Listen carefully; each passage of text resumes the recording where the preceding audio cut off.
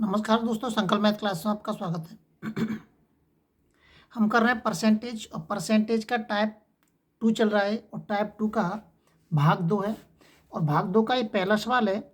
अरविंद अपनी आय का 75% खर्च करता है और शेष बचा लेता है।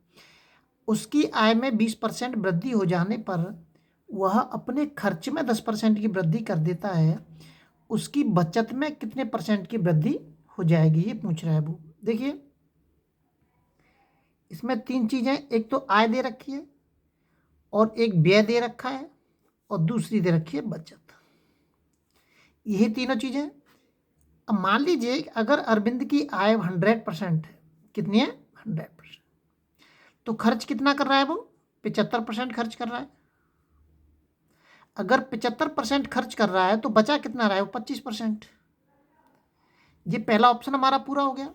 अब आगे कह रहा है कि उसकी आय में 20% की वृद्धि हुई है। मतलब ये जो आय दे रखी है, अगर मैं इसमें 20% की वृद्धि कर देता हूँ, लेकिन 20% की वृद्धि करेंगे कैसे?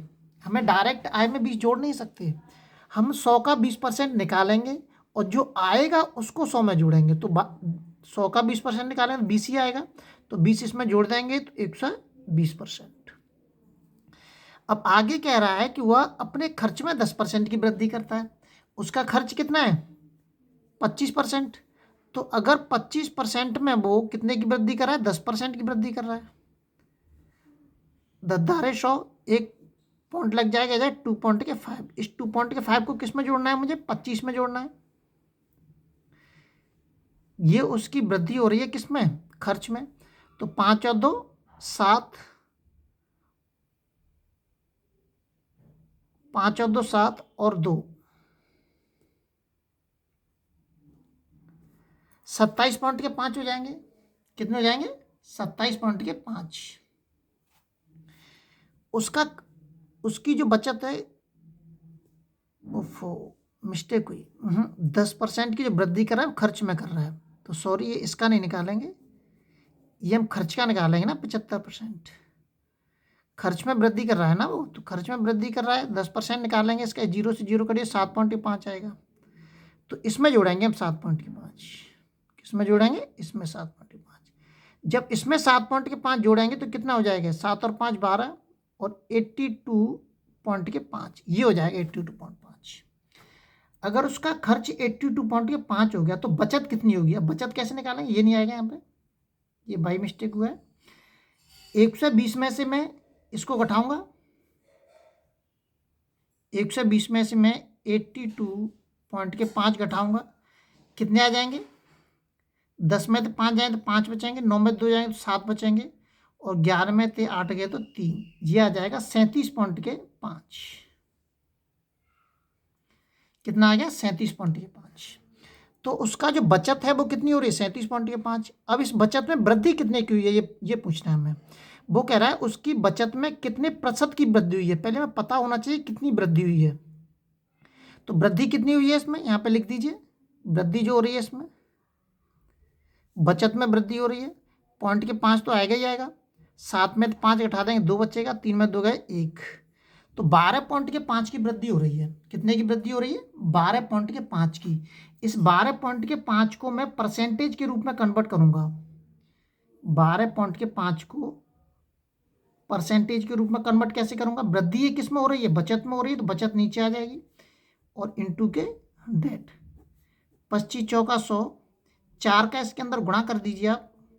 4 पंजे 20, 4 दूनी 8, 9 10, 4 1 4 1 5। 50% की वृद्धि। कौन सा ऑप्शन सही है हमारा? सी ऑप्शन हमारा एकदम इसमें सही है। उम्मीद करता हूं कि समझ में आया होगा। अगला सवाल देखते हैं।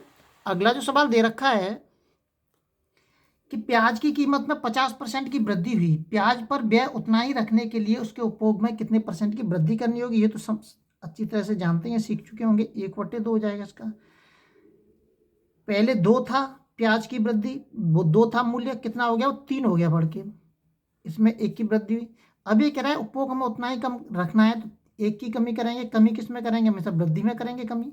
कमी हमेशा किस में होती है? वृद्धि में होती है। तो 100 का इसमें भाग दे देंगे तो कितना है वो 100 में भाग दे देंगे, 33 सही 1/3% उत्तर आ जाएगा। ये सवाल मैं कई करा चुका हूँ आपको। अगला सवाल देखते हैं। अगला जो सवाल दे रखा है, किसी वस्तु के मूल्य में 25% की कटौती की गई है, इसे इसके आरंभिक मूल्य पर लाने के लिए नए मूल्य में कितने % की वृद्धि करनी होगी। ये भी वही सवाल है। इसको ले सकता 25 चौका 100, 1/4, मतलब पहले 4 था वो बढ़ के कितना हो गया 5 हो गया है। अब पहले वाले मूल्य पे लेके आना है इसको, हमें आरंभिक मूल्य पे लाना है, नहीं कटौती की गई है, सॉरी कटौती की गई है, तो -1 होगा, इसमें -1 होगा तो 3 आएगा यहाँ पे। कितना आएगा 3। तो कटौती की गई है तो 4 में से 1 को घटा देंगे हम, 3 हो जाएगा यहाँ पे।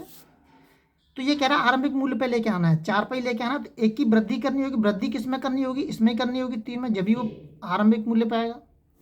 इसका इसमें भाग दे देंगे, ये भी आ जाएगा 33 सही 1/3%। अगला सवाल देखते हैं।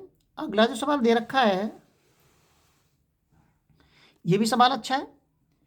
किसी वस्तु की कीमत में 21% की कमी करने पर कोई व्यक्ति 100 रुपये में 3 किलोग्राम अधिक वस्तु खरीद सकता है। वस्तु की प्रति किलोग्राम कमी की गई कीमत कितनी होगी।